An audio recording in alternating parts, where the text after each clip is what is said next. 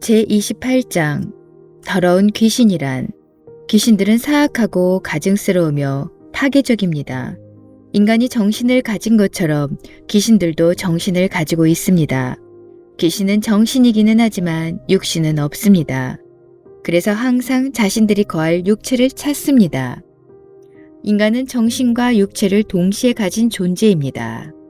인간의 영혼은 하나님으로부터 온 것이고 귀신의 영은 사단으로부터 온 것입니다. 육신과 영혼의 차이점. 인간은 몸을 가지고 있으나 그 본질은 영혼입니다. 즉 인간의 영혼이 몸에 거하는 것입니다. 그리고 영혼은 몸을 통해 자신을 표현합니다. 인간의 몸은 보이지만 인간의 영혼은 눈에 보이지 않습니다. 몸은 영혼이 거주하는 집과도 같습니다. 인간의 몸은 결국 죽고 썩어져 버립니다. 그러나 영혼은 죽지 않습니다. 영혼은 영이신 하나님께 속한 것이기 때문입니다. 그리고 영혼은 본향인 하나님의 나라로 돌아갑니다. 내 영혼은 내 인격을 말합니다.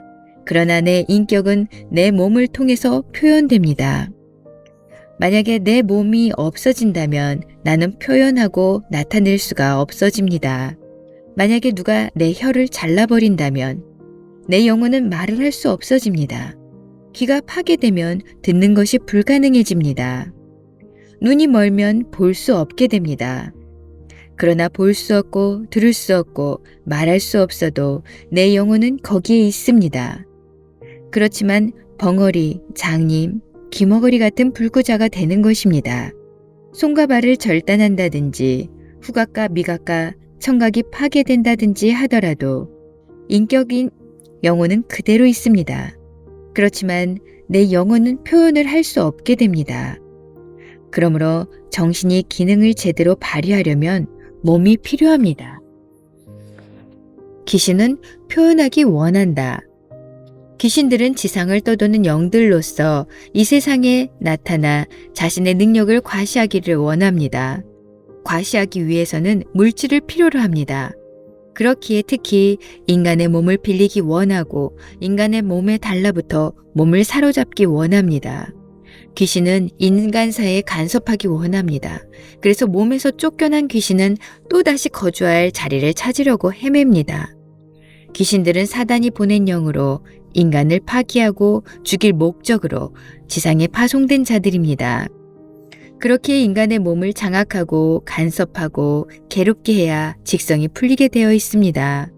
인간의 몸을 떠난 귀신에게는 쉼도 없고 만족도 없습니다.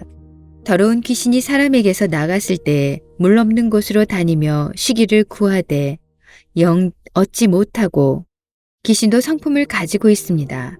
물론 악독한 성품이지만 말입니다. 그리고 각각의 귀신마다 나름대로의 개성이나 특이한 성격도 가지고 있습니다.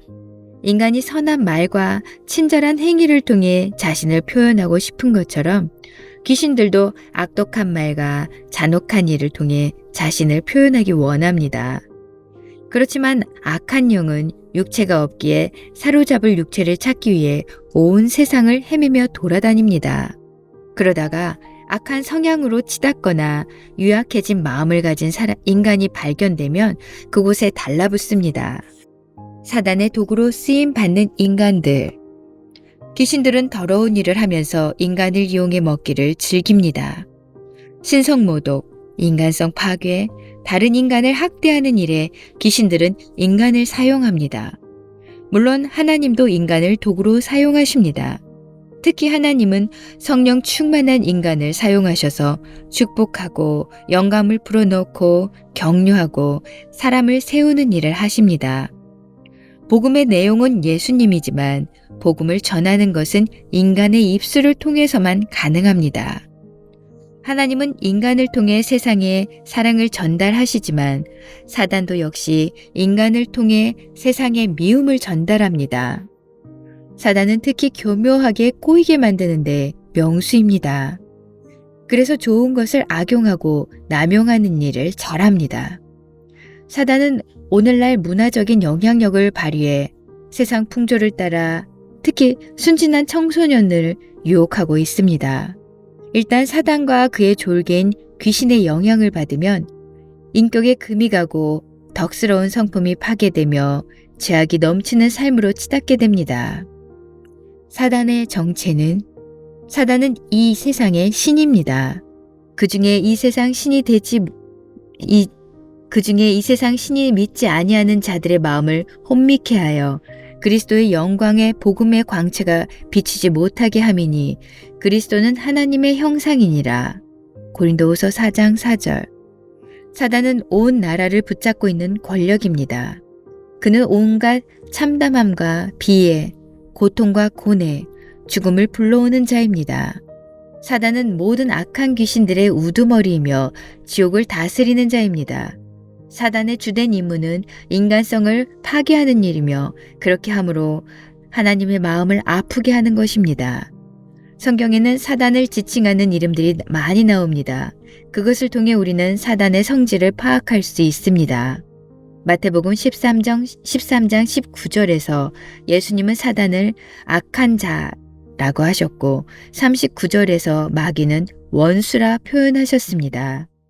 마귀는 특히 남을 헐뜯고 인격을 모독하고 중상모략하여 명예를 훼손시키고 모욕을 주며 비방하는 일을 합니다.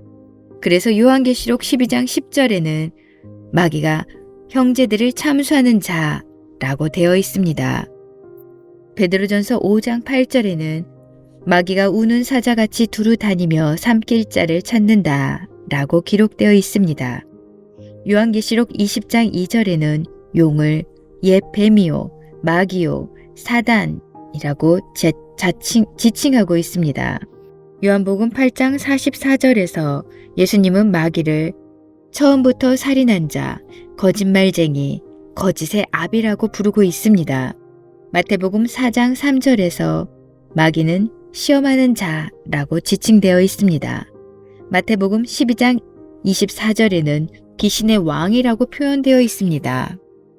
에베소서 2장 2절에는 공중의 권세 잡은 자, 불순종의 아들들 가운데 역사하는 영이라는 표현이 나옵니다. 요한복음 14장 30절에서 예수님은 사단을 이 세상의 임금이라고 부르고 있습니다.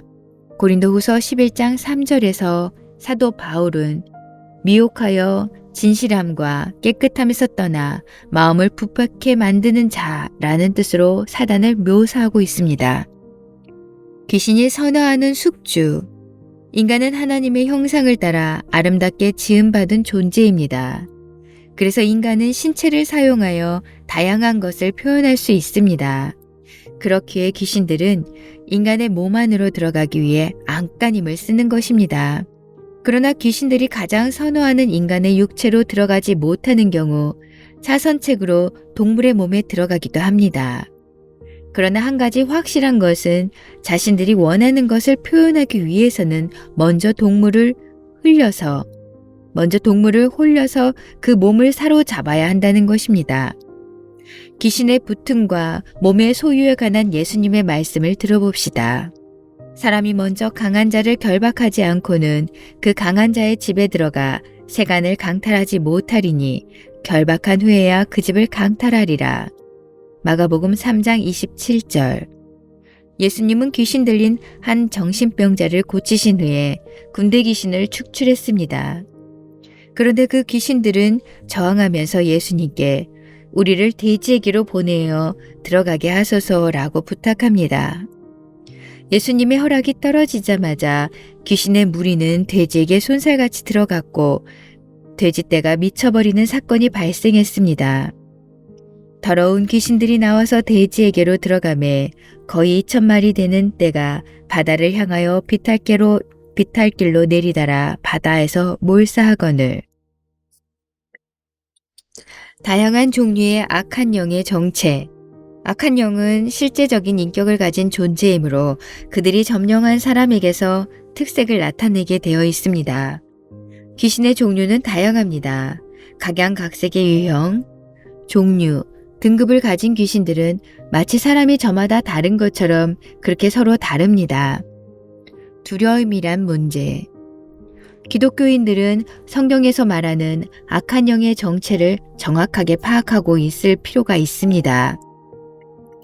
사람들이 귀신이나 악한 영을 두려워하는 이유는 그들의 정체나 무기를 잘 알지 못하기 때문이고 동시에 그리스도의 권세를 믿지 않기 때문이기도 합니다. 악한 영이 하는 짓거리들이 파악되고 그리스도가 사단을 전격적으로 패배시키셨다는 진실을 알기 전까지는 나 자신조차도 악한 영에 관하여 언급하는 것을 두려워했습니다. 그러나 이제는 정반대가 되었습니다. 즉, 악한 영들이 나를 무서워합니다.